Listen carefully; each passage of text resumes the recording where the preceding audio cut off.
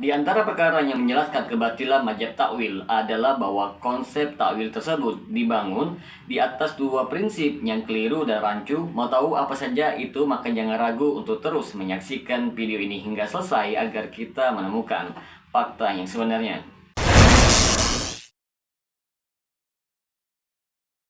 Assalamualaikum warahmatullahi wabarakatuh. Jumpa lagi dengan saya Rio Mliani di channel Manhaj Dakwah. Pada episode kali ini kita akan membahas tentang kebatilan mazhab takwil Asy'ariyah.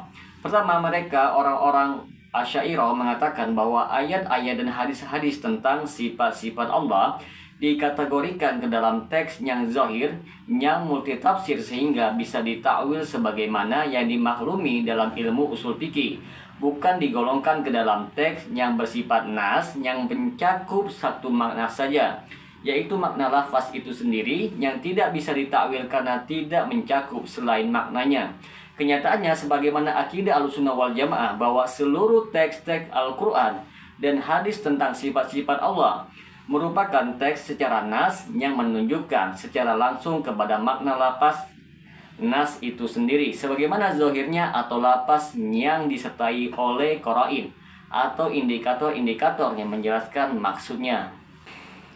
Yang kedua, mereka orang-orang Asy'ariyah juga mengatakan bahwa ayat-ayat dan hadis-hadis tentang sifat-sifat Allah dikategorikan kepada nas-nas mutasyabihat karena mengandung tasbih, karenanya harus ditakwil atau diselewengkan. Inilah sesungguhnya landasan utama kesesatan mereka yang menyebabkan mereka terjerumus ke dalam berburuk sangka kepada Allah Subhanahu wa Ta'ala. Jelas hal ini merupakan kebatilan yang nyata karena hanya sekadar dakwaan atau pernyataan belaka yang tidak dibangun di atas dalil, bahkan bertentangan dengan dalil Al-Quran dan As-Sunnah dari banyak sisi. Karena tidak mungkin kitab Al-Quran yang diturunkan oleh Allah sebagai petunjuk hudalinas, cahaya yang menerangkan seluruh kebaikan dan karunia yang terbesar, serta kabar gembira bagi kaum mukminin yang merupakan kebenaran yang absolut, yaitu perkataan yang terbaik. Bersamaan dengan hal itu semua, bahwa mayoritas ayat-ayat tentang perkara yang paling utama dan agung, yaitu mengenal Allah dengan sifat-sifatnya, adalah perkara yang mutasyabihah, tidak diketahui maknanya secara nyata dan dimaklumi kebenaran yang terkandung di dalamnya, meski sama-sama yang mengandung makna tasbih atau menyerupai sifat makhluk. Sedang tasbih sebagaimana yang dimaklumi adalah perkara yang batil, bahkan merupakan kekufuran. Maka teman-teman sekalian, yang demikian tentu tidak akan mungkin dikatakan dan diyakini oleh orang-orang yang mengagungkan Allah dengan pengagungan yang sesungguhnya. Oleh karenanya, tidak seorang pun dari para sahabat Nabi radhiyallahu anhum yang mengatakan dan memahami bahwa nas-nas sifat merupakan ayat-ayat mutasyabihat yang mengandung tasbih dan tidak diketahui maknanya. Imam Ibnu Qayyim rahimahullah mengatakan, sebagaimana yang dinukilkan di dalam kitab As-Sawa'iq Al-Mursalah fi Ar-Raddi Al-Jahmiyah, beliau mengatakan tidak diketahui dari seorang sahabat pun yang mengatakan bahwa mutasyabihat adalah ayat-ayat sifat. Bahkan yang dinukilkan dari mereka menunjukkan halnya menyelisih hal itu. Bagaimana mungkin ayat-ayat sifat termasuk kepada mutasyabihat? Menurut mereka, sedang mereka tidak berbeda pendapat tentang hal itu sedikit pun. Kemudian ayat-ayat hukum merupakan nas-nas yang muhkamat, sementara telah terjadi perbedaan di kalangan mereka dalam sebagian ayat atau hukum. Oleh karenanya teman-teman sekalian, itu tiada lain persepsi tasbih yang batil atau kufur tersebut kecuali muncul dari logika ahlul kalam yang telah rusak oleh teori-teori kaum filsafat, dan muncul hati mereka yang telah ternodai oleh subhat-subhat sekte Jahmiyah Mu'attilah. Jadi persepsi tasbih tidak mungkin muncul dari kalamullah, maka kita katakan bagaimana mungkin muncul makna tasbih dari nas-nas sifat tersebut, sedang Allah Ta'ala yang mengetahui tentang dirinya sendiri yang langsung menisbatkan sifat-sifat tersebut kepada dirinya. Sebagaimana Allah sifati zat-Nya dengan istiwa di atas aras, memiliki dua tangan dan wajah. Allah mensifati dirinya dengan kecintaan, yaitu mahabbah, dan kemarahan, ghadab, dan sifat-sifat yang lain terdapat dalam Al-Quran dan hadis.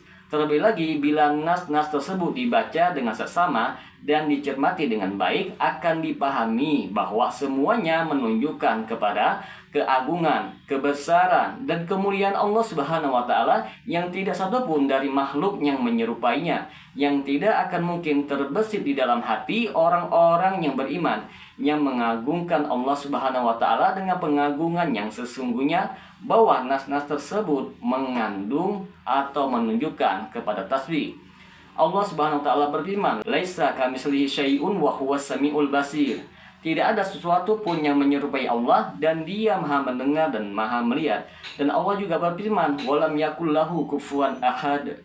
Dan tiada satu pun yang tandingan yang menyerupainya. Bagaimana mungkin dipahami dari sifat istiwa Allah di atas aras, makna tasbih sedang aras tersebut ditegak dan dipikul oleh 8 para malaikat dengan izin Allah Ta'ala. Bagaimana mungkin dipahami dari sifat tangan Allah, makna tasbih, sedang Allah Ta'ala telah menyebutkan sifat tangan tersebut bahwa bumi semuanya berada dalam genggaman satu tangan Allah, dan semua langit digulung oleh tangan kanan Allah pada hari kiamat. Sebagaimana firman Allah Ta'ala, dan mereka tidak mengagungkan Allah dengan pengagungan yang semestinya, padahal bumi seluruhnya dalam genggamannya pada hari kiamat, dan langit digulung dengan tangan kanannya. Maha suci Allah dan maha tinggi Dia dari apa yang mereka persekutukan. Dimana kalau letak tasbih bersama keagungan dan kebesaran Allah yang maha dahsyat ini? Silakan jawab wahai kaum Jahmiyah dan sekte Mu'tazilah dan Asy'ariyah. Contoh yang lain di sini kita akan berikan bagaimana mungkin dipahami dari sifat wajah Allah, makna tasbih, sedang cahaya wajah tersebut jika disingkap oleh Allah Ta'ala, sungguh akan membakar semua yang ada dari makhluknya. Sebagaimana dalam hadis yang sahih, sesungguhnya Allah Azza wa Jalla tidak tidur dan tidak pantas baginya untuk tidur. Dia menurunkan neraca timbangan, yaitu amalan dan rezeki, dan mengangkatnya, diangkat kepadanya amalan siang sebelum amalan malam. Tabirnya adalah cahayanya. Dalam riwayat lain, api jika disingkap oleh Allah, sungguh cahaya wajahnya akan membakar semua makhluknya yang diliputi oleh pandangannya. Hadis riwayat Muslim nomor hadis 179. Dimanakah letak tasbihnya bersama kebesaran dan keagungan sifat wajah Allah yang maha mulia ini? Oleh karenanya, tatkala Ahlussunnah wal Jamaah Salafiyin yang mengikuti akidah salafus saleh menetapkan sifat-sifat Allah sesuai dengan zahir nas-nas Al-Quran dan hadis Rasulullah, mereka menetapkannya sesuai dengan kebesaran dan keagungan Allah Subhanahu wa Ta'ala. Tidak terlintas dalam benak pikiran mereka dan tidak terbesit dalam hati mereka sedikit pun persepsi negatif dan makna tasbih, karena mereka meyakini bahwa mentasbih sifat Allah dengan sifat makhluk adalah bentuk kekufuran yang nyata. Imam Nu'aim bin Hamad, guru Imam Bukhari yang wafat pada tahun 228 Hijriah, beliau mengatakan, barang siapa yang menyerupakan Allah dengan sesuatu dari makhluknya, sungguh ia telah kafir. Dan barang siapa yang mengingkari sifat Allah, sungguh ia telah kafir. Tidak ada sifat yang Allah tetapkan baginya dan ditetapkan Rasul bagi diri Allah, tasbih, yaitu penyerupaan. Diriwayatkan oleh Imam Al-Lalakai dalam kitab Syarah Ushul I'tiqad Ahlussunnah wal Jamaah. Imam Ishaq bin Ibrahim Ibnu Rahawayh yang wafat pada tahun 238 Hijriah mengatakan sebagaimana yang terdapat di dalam kitab Syarah Ushul I'tiqad Ahlussunnah wal Jamaah, barang siapa yang menyifati Allah lalu menyerupakan sifatnya dengan sifat salah seorang dari makhluknya, maka ia telah kafir kepada Allah yang Maha Agung, karena Allah telah menyebutkan sifat-sifatnya tidak lain kecuali hanya perintah Allah dan tuntunan Rasul. Dengan demikian jelaslah kebatilan dan kekejian tujuan tajsim atau mujassimah kepada salafiyin yang mengikuti akidah salafus soleh. Semoga dengan sedikit penjelasan ini dapat memberikan manfaat bagi teman-teman sekalian, dan apabila channel ini dapat memberikan manfaat bagi teman-teman sekalian, silahkan subscribe dan share. Semoga bermanfaat. Assalamualaikum warahmatullahi wabarakatuh.